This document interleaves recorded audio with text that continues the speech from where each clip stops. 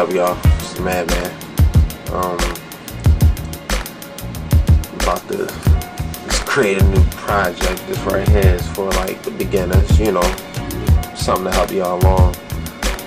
Create a new project now, so that's what I'm gonna do.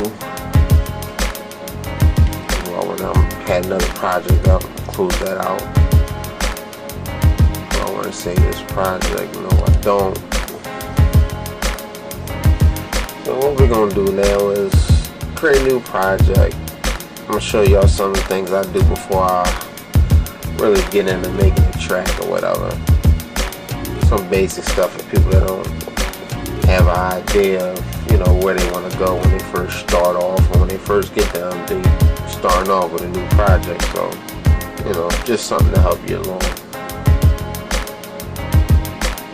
Alright, this thing is creating a song. Once this pops up, we can get busy.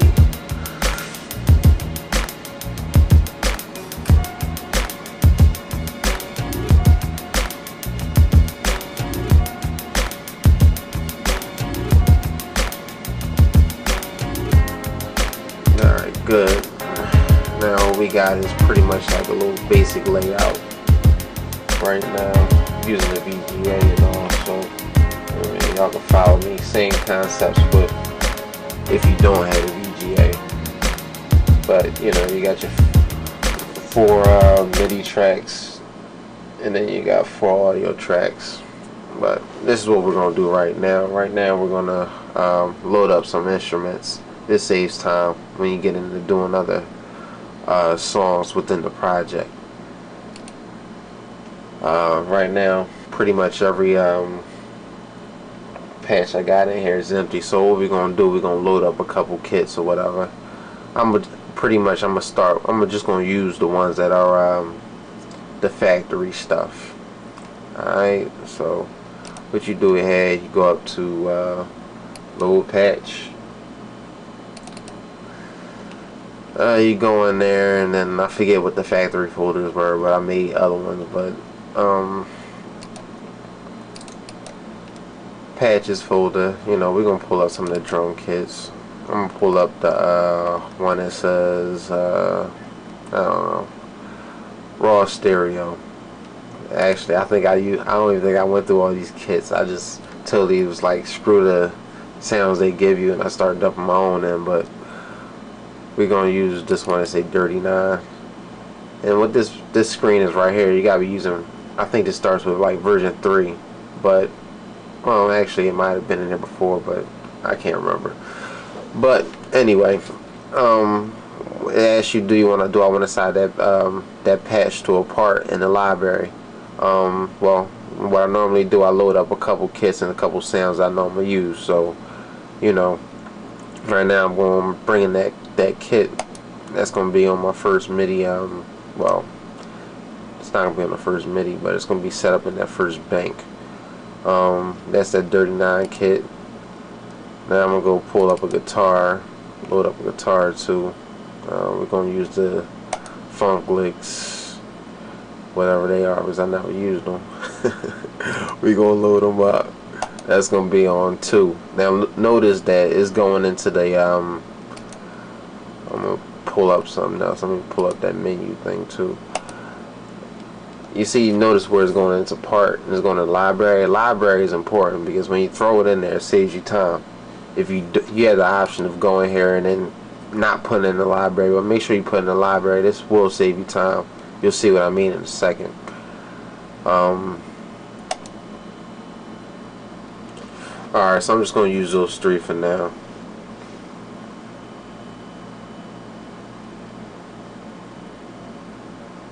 I'm not going in any particular order, but I'm just trying to give people ideas, you know, help y'all out a little bit.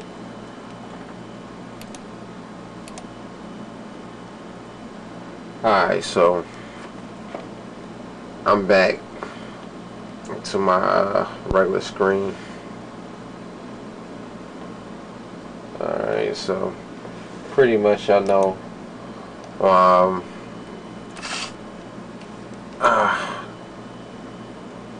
MIDI 1 I got I don't know, those drums. Then I got the guitars somewhere on there, and then I got whatever other sound loaded up in there. I don't know. But anyway, I'm gonna turn all the MIDI stuff off because I'm not using any external sounds right now, and that comes in handy because if you do songs and you ever decide to get some MIDI stuff, when you go back and do your other stuff, it's gonna start triggering it. So turn the MIDI off, the MIDI assign off rather, and just use the internal sounds. On my first MIDI, let's see, I got a couple sounds loaded up in there, which are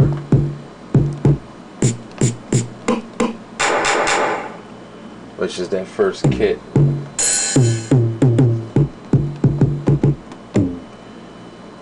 Alright.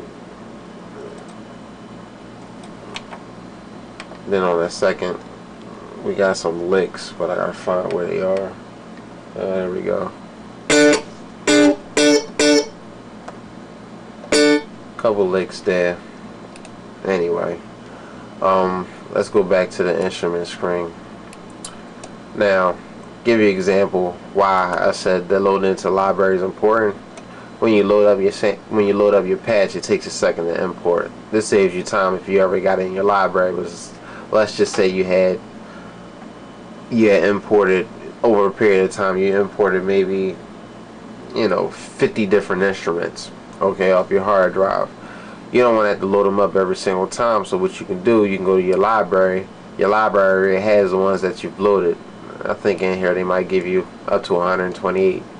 So you can pick whichever one you want. You pick that one. It doesn't load it. It's already loaded up in the MV, so you don't have to waste time and load up your samples again because they're already in memory. So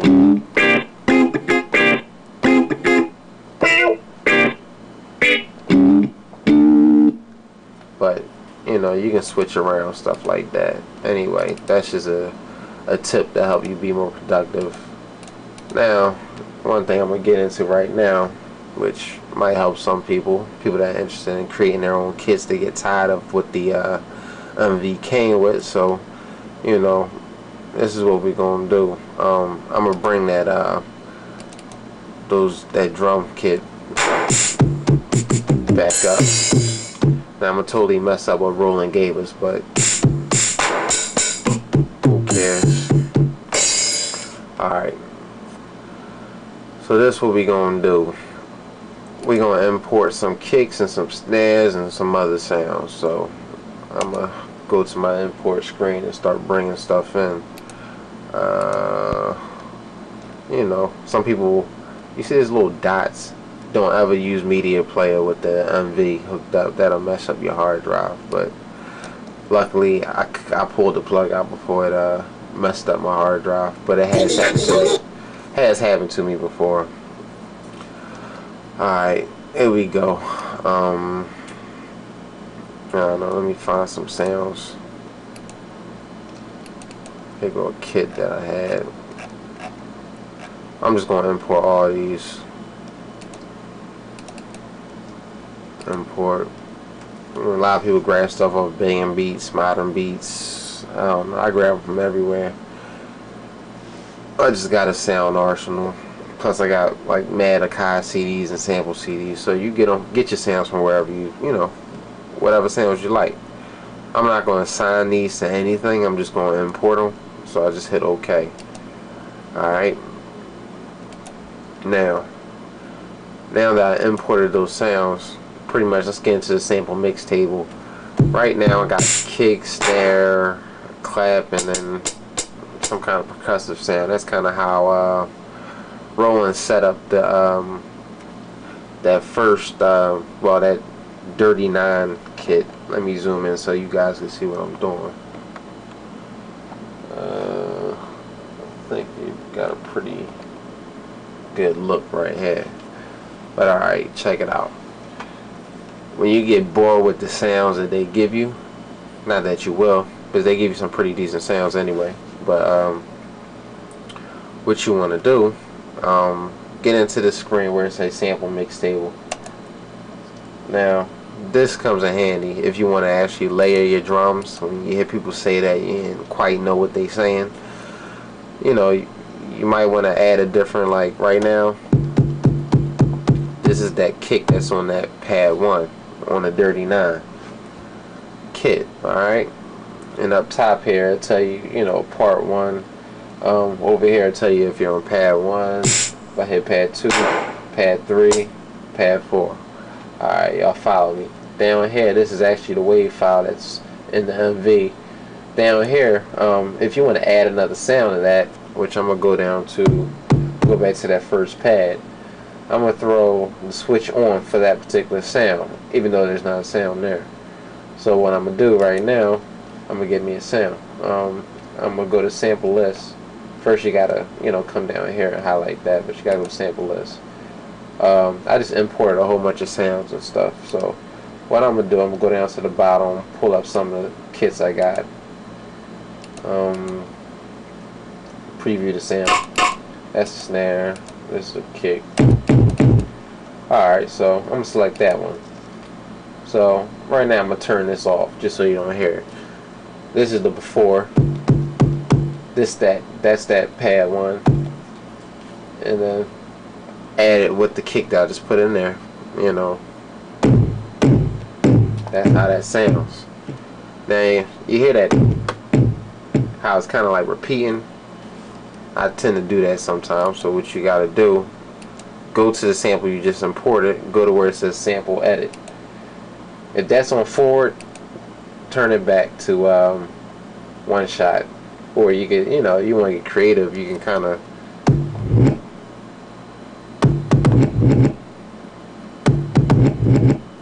do something crazy like that, but I'm not trying to be creative right now. I'm just trying to give y'all a little insight to some of the stuff that people do. Alright, so we're going to have that 1 shot. You know, that's that 1 kick. You know, if you want that solid kick, you know, you could tweak it a little bit more under the screen also. You could throw a filter on it, whatever.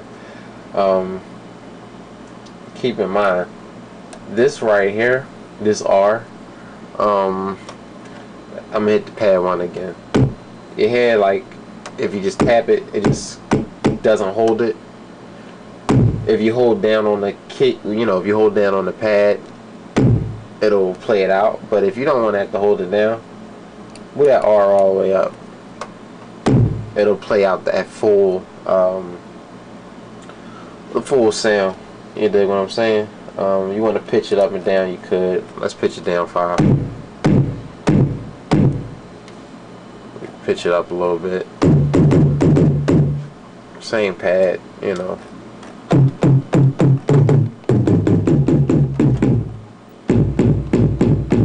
I'm pitch it down too though. I like the way that sound. Alright, so on pad 2 they got some kind of snare. I'm gonna add go back into the sample mix table for that. I'm gonna add me a snare, turn that on, go to my sample list. I'm gonna pull up a snare that's in here, previewing them. I like that one, so I'm gonna pick that one. Select that. Alright.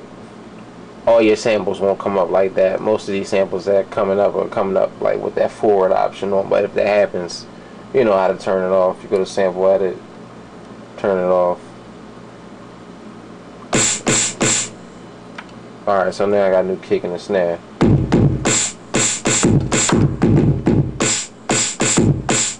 Alright, you know. So you got your snare.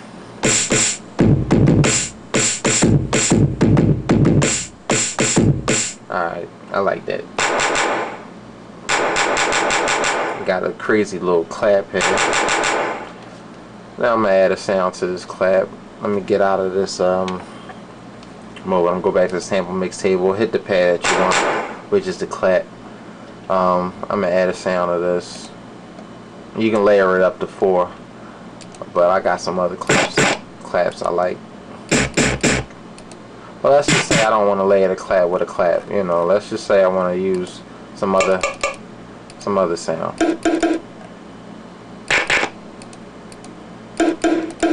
gonna layer it with that.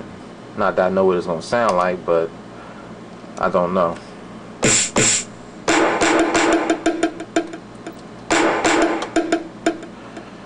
And in reality, I normally would turn that forward off, but I'm not gonna do it right now. It's just got some kind of crazy effect. Honestly, some of the best stuff you can do is by accident. That's real talk. But I think I'm gonna turn it off just for a second. Now you see this thing right here where it says level, you know, right here where it says level. This actually, let me edit that. That's alright, y'all. My bad. Made a mistake and cut off the camera, but alright, y'all follow me.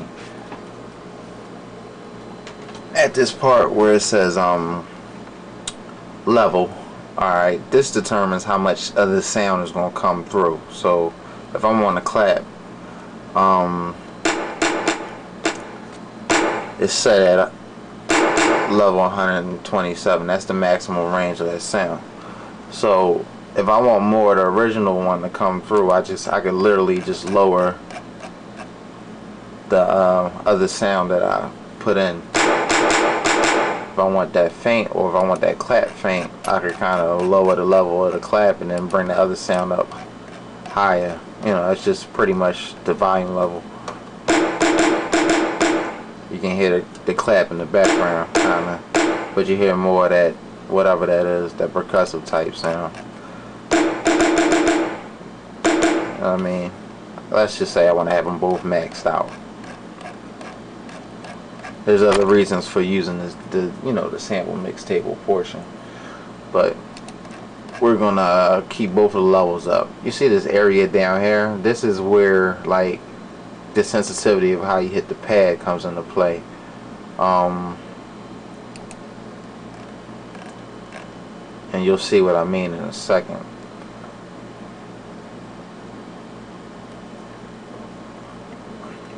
Alright, y'all, what I did, I adjusted the velocity range on here just so that you know, y'all can see the effect of what this has when you play with the velocity range. What I did over here, the lower is 1 and the upper is 76. So if I hit the pad harder than, you know, the velocity goes over 76 when I hit the pad, it'll only play pretty much the added cowbell, whatever that is I added. If I'm below 76, it'll only play that clap. Like, you kind of hear it. Like, if I hit the pad lightly, you're gonna hear that clap. If I hit it hard, now keep in mind this is still pad 3, you know. So let me see if I can get down here so y'all can see what I'm talking about. If I hit, oh man, if I hit the pad, that's lightly. If I hit it hard, it's gonna play that.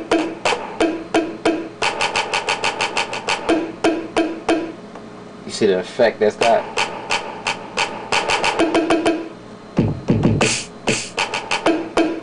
You know, you go nuts with it. Anyway, let's get back up here. That's what happens when you play around with them settings right there. You know. So I'm gonna do a 2-bar loop just to show y'all what some of the things I do sometimes. You know, get on MIDI track 1. Do something real quick. Slow the tempo down to like 92.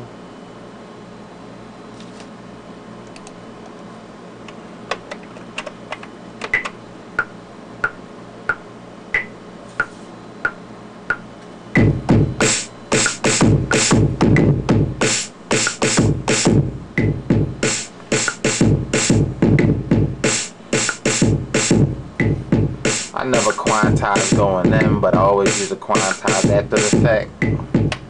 So, you know, what I'll do, I'll go up here, go to where it say quantize, and I'll go to grid, and I usually, most people keep it on 100 and 120, but I always put it on 60 because I usually do crazy stuff on my tracks with hi-hats and stuff, so that's just me. That's my preference. You can be different if you want. But let's let that play for a little bit.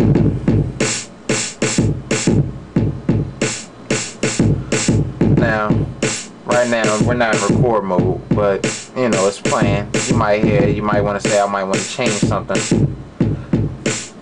I'm gonna add that cowbell and that clap in there.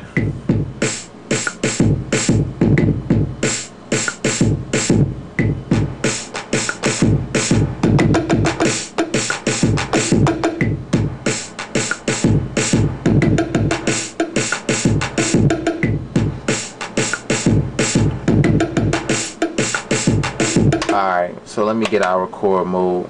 Now I'm just gonna get back in regular play. Just playing it. Now, when you're just in regular play, if it's playing, you can still edit sounds. So, I'm gonna hit that kick where I was at. Maybe I don't like the way it sounds, so I'm back on pad 1. As you can see, back on pad 1 right here. Maybe I want to change that sound again. So, I go back in here. Maybe I want to get rid of the original sound altogether. Or I might want to get rid of the new drum I put in there.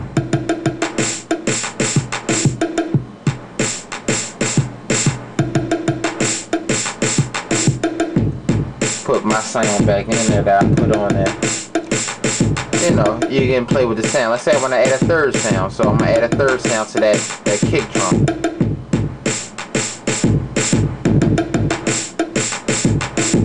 Which you can still audition sounds. Might want to put a snare with a kick. Go figure. Who knows?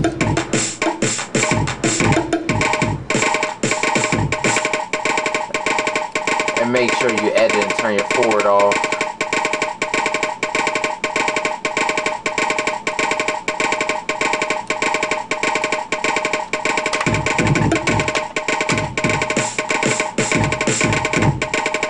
I'm gonna stop the camera until that finishes playing. Alright, we're back. So I added a snare to that kick, you know. So you got on pad 1 you got that kick with a snare on it. Well, it's 2 kicks in the snare. And then that right there is your snare, which is on pad 2. And then you got that funny sound with that clap, which if I tap it lightly, you'll hear the regular clap. So let's play this out.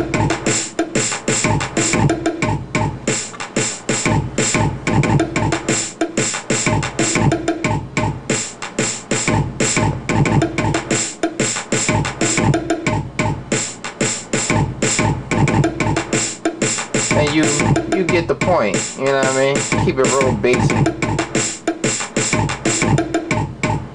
Real basic, real basic, real basic.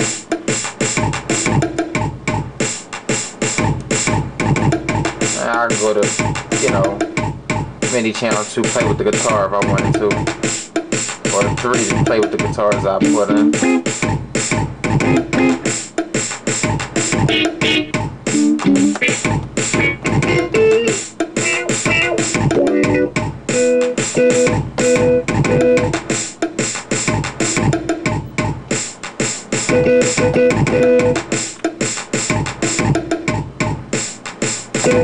Y'all hear how that's kind of short? Sometimes I get ideas. I'm on that pad. I'm on part 3. I'm on part 3, which is that guitar menu. Now I notice when I hit pad 16, that's where we're at right now. Pad 16 is short. Remember what I pretty much said about that R. If I want that whole thing to play out, hit the pad, it plays all out. So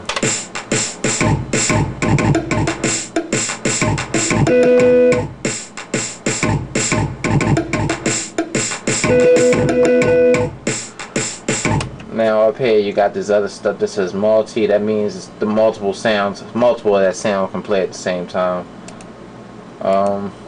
I usually turn the one shot on because I kind of hate when they run over each other. But like, that's the effect you get with the one shot on, and with it on single. Putting on multi sounds a little different, you know. But either way, y'all get the point. I'll put that guitar in there.